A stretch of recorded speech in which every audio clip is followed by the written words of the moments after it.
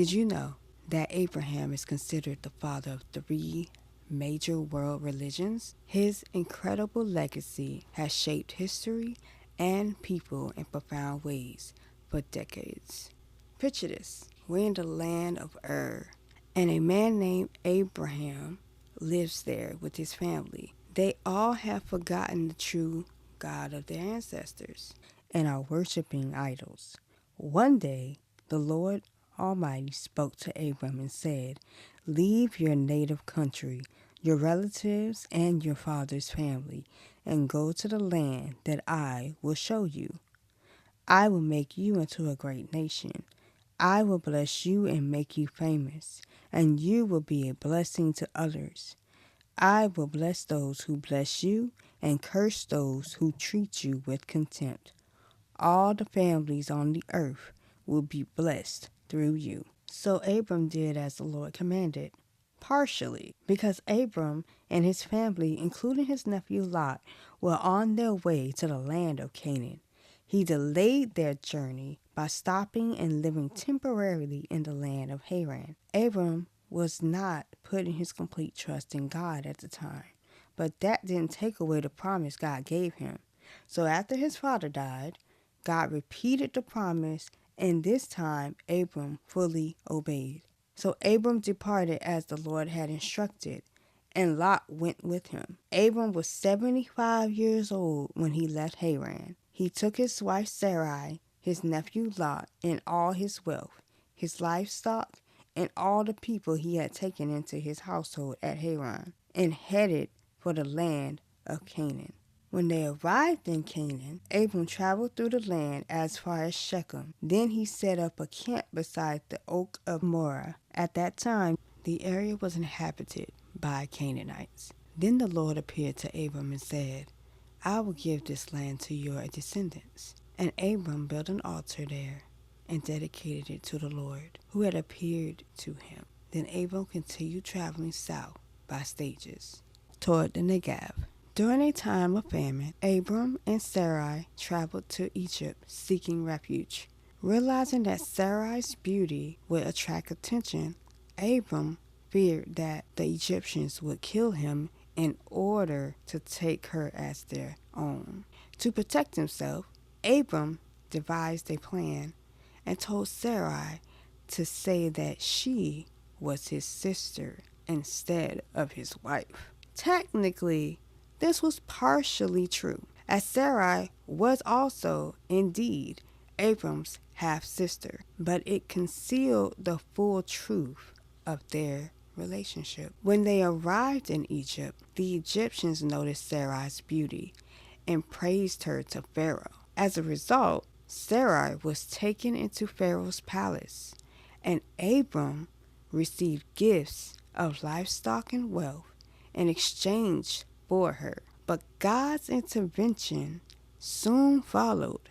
He struck Pharaoh's household with plagues because of Sarai, whom he had taken into his harem. Pharaoh realized that Sarai was actually Abram's wife. He confronted Abram about his deception. He questioned why Abram had lied to him and put his household at risk.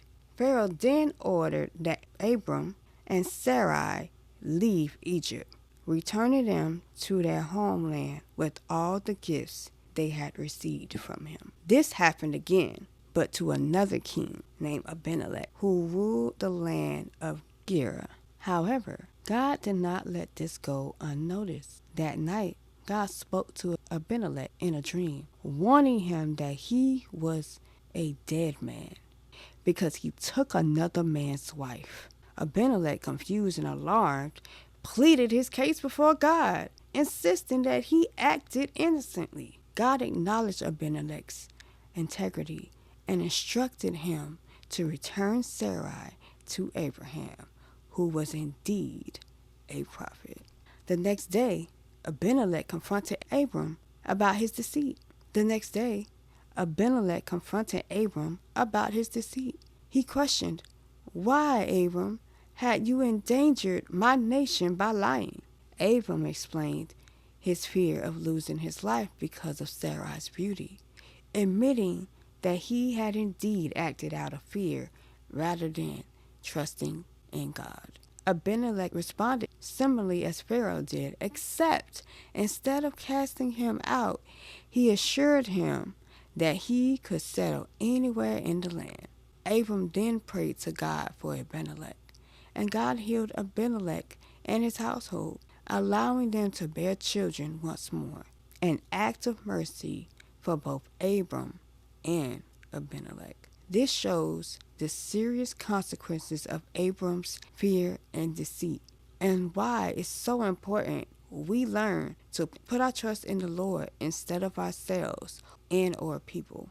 After this, Abram and his family settled back in the land of Canaan. Soon the separation of Abram and his nephew Lot happened. Then God made a promise to Abram to give him land and many descendants. After Lot had gone, the Lord said to Abram, "Look as far as you can see in every direction, north and south and east and west.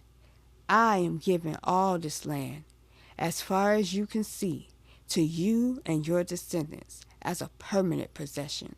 And I will give you so many descendants that, like the dust of the earth, they cannot be counted. Go and walk through the land in every direction, for I am giving it to you." After 10 years in the land of Canaan, Sarai was still barren, and doubt started to creep in. So Sarai, in her desperation, took matters into her own hands and suggested a solution to her husband.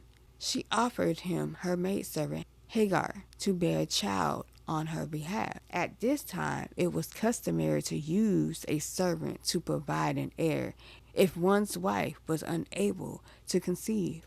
Abram accepted this arrangement, and Hagar became pregnant with a son who would be named Ishmael. But this was out of the will of God. This was the sin of unbelief on both sides, which caused a lot of chaos in the family for years to come, even to this day. Once Hagar realized she was pregnant, her relationship with Sarai changed. Hagar began to look down on Sarai, leading to tension and strife in their household. This caused Sarai to feel neglected and upset. In her frustration, she mistreated Hagar, who eventually fled into the wilderness. She encountered the angel of the Lord, who spoke to her. The angel assured her, telling her to return to Sarai and promising that her son Ishmael would also become a great nation. Hagar's faith was strengthened, and she returned with a newfound hope, and soon after, Ishmael was born. Years passed, and God affirmed his covenant with Abram when he was 99 years old.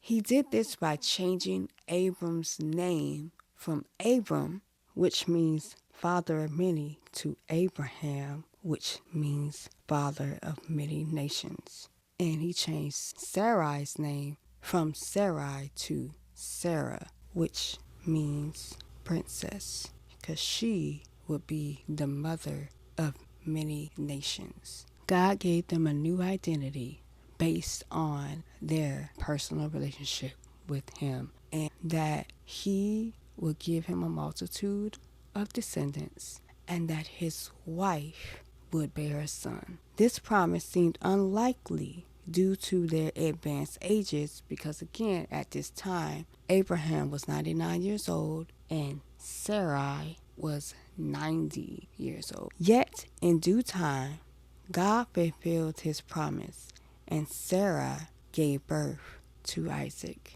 The joy of their son filled their hearts, but it also stirred tension once more. As Isaac grew, Ishmael began to mock him during a celebration, which prompted Sarah to demand that Abraham send Hagar and Ishmael away. Though it distressed Abraham to do so, God assured him that it was the right choice and promised that Ishmael would also become a great nation. Abraham sent them away with provisions, and they wandered in the wilderness. When they ran out of water, Hagar placed Ishmael under a bush and wept. But once more, God intervened, providing water and ensuring their survival, and Ishmael became a great nation. Years later, God gave Abraham the ultimate test of faith. God commanded Abraham to go to the land of Moriah and to sacrifice Isaac as a burnt offering on one of the mountains. Abraham obeyed, believing God would provide. Just as he was about to take the painful sacrifice, an angel to stop him, providing a ram instead. This pivotal moment teaches us the essence of faith, trusting God even in the most heart-wrenching times, and understanding that He provides. Through Isaac, the covenant was fulfilled, and Abraham's legacy shows that through faith, God fulfills His promises in ways we cannot always comprehend, but we can definitely trust. Abraham's journey teaches us valuable lessons as Christians and as a people. We learn to trust God's promises, to act generously towards others, to pray fervently, and to hold on to hope even in the darkest of times. As we navigate our own journeys, let us remember Abraham, a man who, despite his flaws, pursued faith and obedience, leaving a legacy that will inspire generations. If you like this video, hit that like button, subscribe for more faith-based content, share in the comments below what's a moment you stepped out on faith. I would love to hear your stories. Thanks for watching, and remember, keep listening, trusting, and obeying God. Until next time, God bless. Bye.